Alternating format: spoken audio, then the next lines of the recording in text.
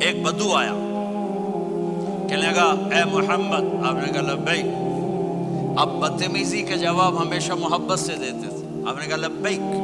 کہنے لگا 3 باتیں سمجھ میں نہیں آتی تمہاری۔ آپ نے کہا کیا؟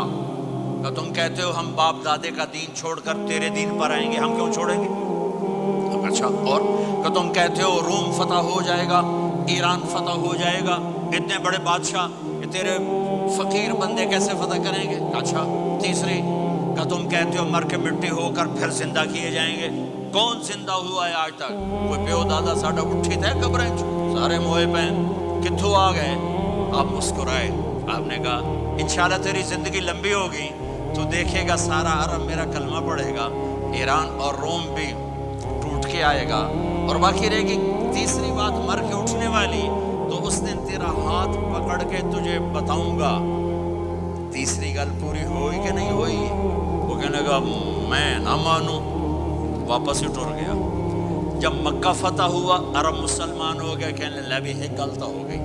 حضرت عمر کے زمانے میں ایران بھی فتح ہو گیا اور روم بھی فتح ہو گیا، کہنے لگا بھی دوئی بھی ہوگی، کتنے تری ہو ہی نہ جاوے، بھلیا کلمہ پڑھ لے۔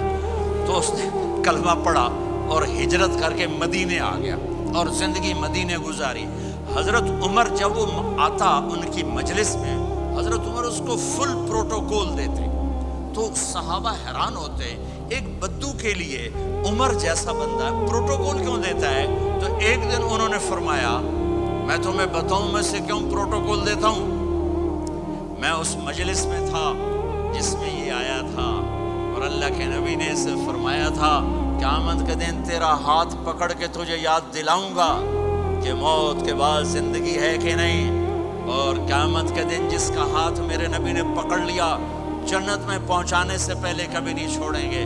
لہٰذا یہ بڑا خصوصی آدمی ہے، اس کو میرے نبی نے پکڑ کے جنت میں پہنچانا ہے۔